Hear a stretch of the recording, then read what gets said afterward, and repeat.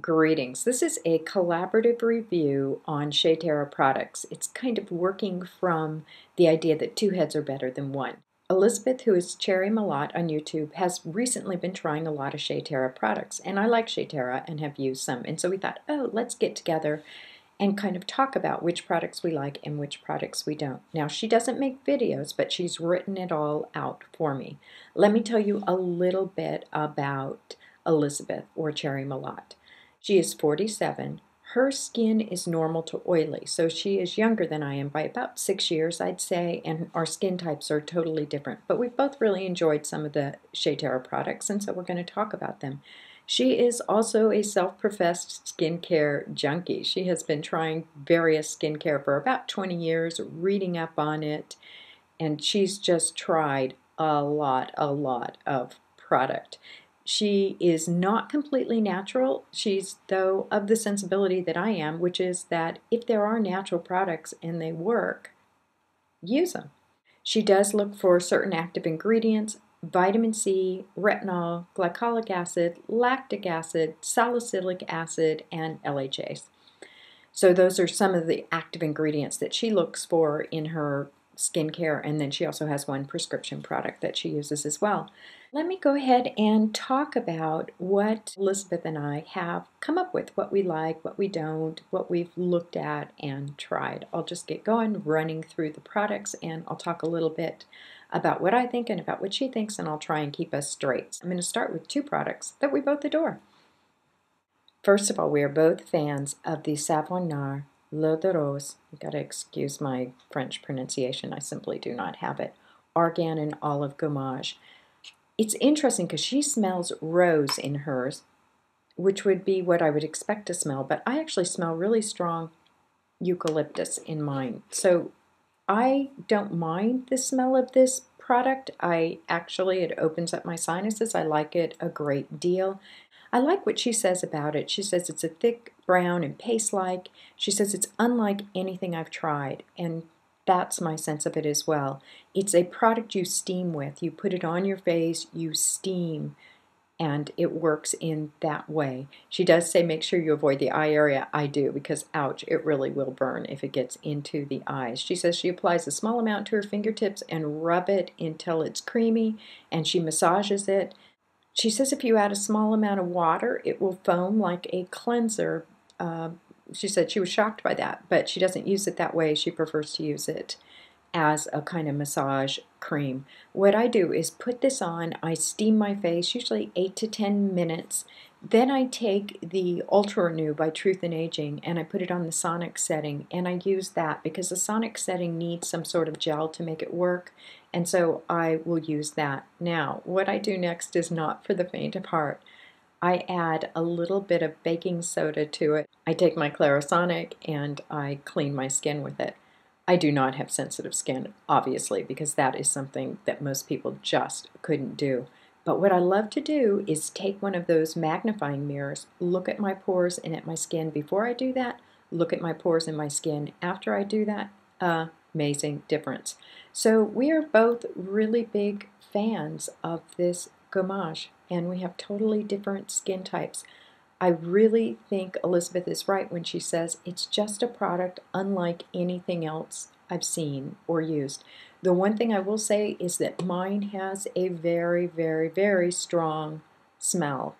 Almost a vapor rub experience, if you can remember having vapor rub when you were sick and your mother would put it on your chest and then steam the room. It's almost that kind of an experience.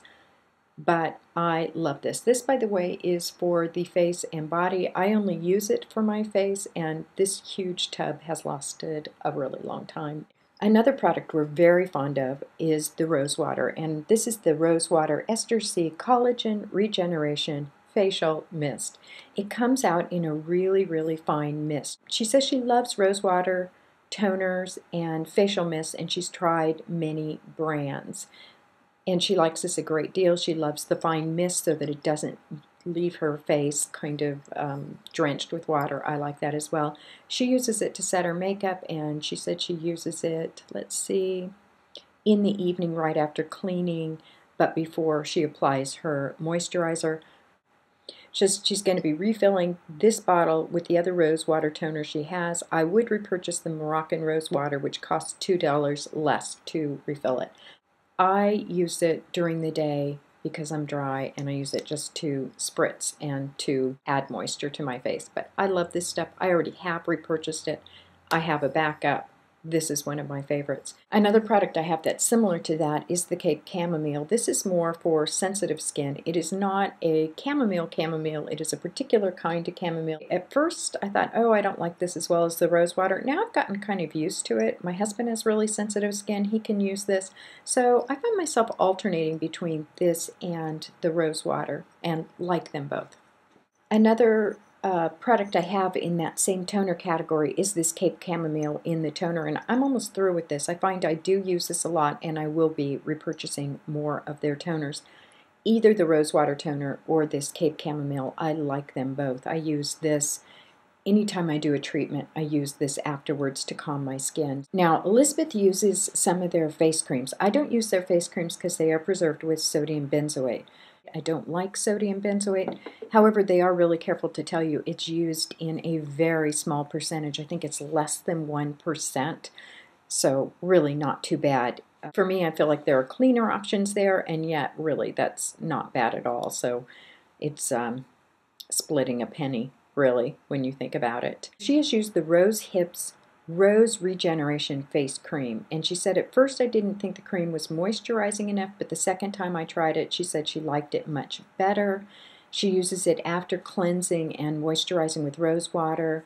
She thought it would smell of roses, but it doesn't. She would repurchase this, she said. However, the rose water shea butter hand cream works just as well as a face cream. Plus, you get twice the amount of product for the same price. She has tried the Ruby Rose Hips Whip Shea Butter Ultimate Body Butter. She likes it as well. She says it's a little bit too greasy as a body product, but she loves it for removing makeup in the evening. She takes a small amount, rubs it between the fingertips, massages it on her face the way you would a cold cream, and she wipes it away with a washcloth, and that is when she would definitely repurchase. So both of us love the Savon Noir Gommage. Both of us love the Rose Water Ester C Collagen Regeneration Facial Mist, although she would replace it just with Moroccan Rose Water. She enjoys their Ruby Rose Hips Whip Shea Butter Ultimate Body Butter, their Rose Water Shea Butter Hand Cream, which she says she would use instead of the face cream. She would just use that as a face cream product. Those are all the products that she's really enjoyed. She also has a wish list, and then she has one item on her list that she didn't like, and so I'll talk about those in a minute. But let me get to some products that I really enjoy. The thing I love about Shea Terra is not so much their creams, but I think they have the most amazing line of cleansing products. I love the Gommage, I love the toners, but there are a couple of other products I want to talk about that I love as well. They have the Rose Hips Black Soap Deep Pore Facial Cleanser. I was a little afraid this would dry me out. It is not bad. I really enjoy using this. So this is a cleanser that I like. I would definitely repurchase. I'm more inclined to use this, however, in the spring and summer months, early fall. But they have this Moroccan Argan and African Wild Honey Hydrating Facial Cleanser Elixir. Really, really nice for uber dry skin winter months. I have two products I have not yet tried. One is just a facial cleansing oil. I like their other products well enough that I thought, I'm going to give this facial cleansing oil a try. But before I do that, I want to get through this black soap because the time is coming when I won't be able to use that. It's going to be a little too dry. There is also this rosemary and herb facial steam syrup. This is supposed to be like a pre-clean treatment. So this is for really, really deep clean. It's another steaming product. Really looking forward to trying that. So all I'm waiting for before I crack these open is to get through my black soap. And a little goes a long way of this, you know, one pump here and there so it doesn't get used up very, very quickly. Then I'm going to start to work with all my hydrating cleansers. I'm going to talk about two other cream samples. One is the Gingered Pumpkin and the other is the Rhubarb and Berries. These are their body hand creams. They both have shea butter in them. They smell wonderful. Both of them are fantastic. I'm almost through with this. Pumpkin, I'm so partial to pumpkin, but this one smells, the berry smells amazing as well. These are preserved with that less than 1% sodium benzoate, so I'm probably going to go with Savvy Bohème, which doesn't have those preservatives in it, so I prefer that. But these are not bad products. In fact, I love the way they work, love the cream, love the smell. I could probably even live with the less than 1% sodium benzoate. I can just go with Savvy Bohème, like their products, a little more expensive, but enjoy them, and we'll go with those instead. Let's talk about products we didn't like. First of all, there's one she tried that I have not. It is a hard one to pronounce, the Gasolodros Purifying Paste. She said it is a typical mud mass, it is dry, it is crumbly, it is messy to rinse off, leaves large chunks of what seem like dirt that you have to make an extra effort to rinse from the tub. Sounds like a very unpleasant experience. She said the fragrance was lovely, smelled strongly of roses, but she didn't like it at all. Let me see. She says she prefers something else. She makes her own moisturizing mask. She uses a few drops of jojoba oil and Queen Helene's new olive moisture mask, and she likes that and prefers that. I also tried this Cagelia africana, Africa's Secret sausage fruit face and décolleté mask, and I can say I did not like it. And all of the things that she's saying about the purifying paste, I would say about this as well. It's dirty, it's crumbly, it doesn't mix particularly well, it doesn't have a good smell.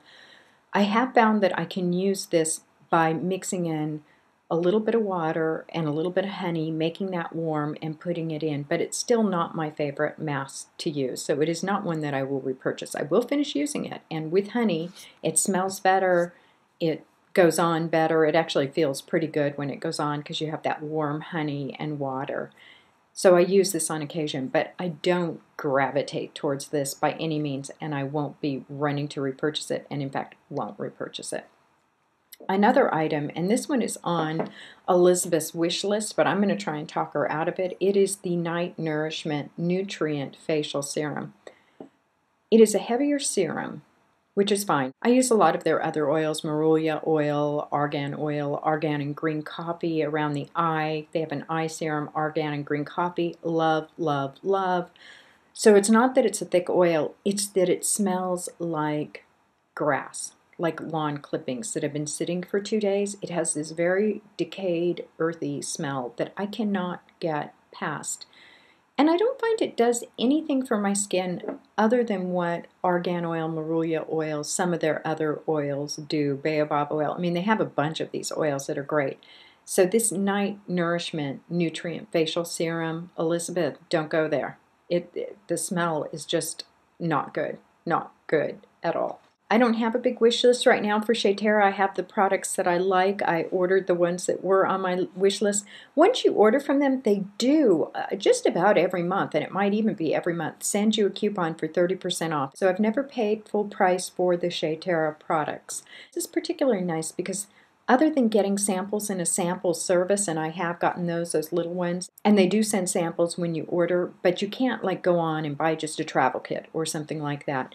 I wish they would do that because their product line is huge. Huge, I tell you, and it's difficult to decide which product to try first, and so it would be nice if they would put together like a dry skin kit or a cleansing kit or something like that.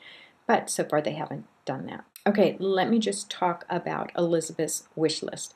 She has on the Desert Date Oil. I have that and like it. The Rubus and Vitamin E Antioxidant Facial Serum. I have not tried that, but it might have to go on my wish list too. I missed it. Night Nourishment, I've already talked to you about. I don't like it. The Rubiginosa Rose Hips Oil, the Yangu Oil, the Argan and Desert Date Ultra Moisturizing Face Cream, the Frankincense Meditation Anointing Head and Body Massage Butter. I have the oil, it's fine, but I wouldn't run out and buy it, but this would be the butter, that would be a different thing. The next thing she has is the Frankincense Meditation Anointing Head and Body Massage Oil. I have a sample of that. I actually would recommend to Elizabeth that if she hasn't gotten a sample of that yet, that maybe she could suggest that they put that in another order so that she could try it first. The Rubus and Berries Organic Shea Butter and Fair Trade Sugar Scrub. Well, if it smells anything like the cream, the Rubus, And Berry's Organic Shea Butter Cream. Oh, it smells lovely. And their creams are all good. Again, they're preserved with that little bit of sodium benzoate, but it's under 1%. And I appreciate that they tell you it's under 1%. Normally people won't tell you the percentages, so I like knowing, yeah, it's 99% natural product, less than 1% of the sodium benzoate. She is interested in the Cape Lavender Organic Shea Butter and Fair Trade Sugar Scrub, the Rosewater Shea Butter Hand Scrub, and the Moroccan Lava Clay. Just based on their other kind of clay products, I'm not sure I would go with that last one. But if you tried, Elizabeth, let me know. I haven't tried any of their scrubs. It's kind of making me think maybe I need another wish list just when I thought I didn't.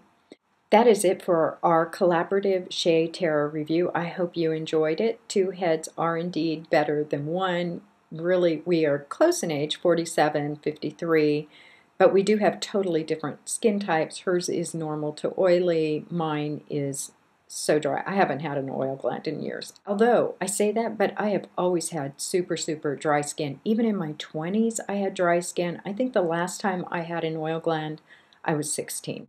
I go on and on and on about dry skin, but that's not what this is. This was a collaborative view of Shea Terra products. Thank you so much, Elizabeth, for doing this with me. It was great fun. Thank you all for watching. Make it a great week. It's Thanksgiving week. Be thankful. Bye.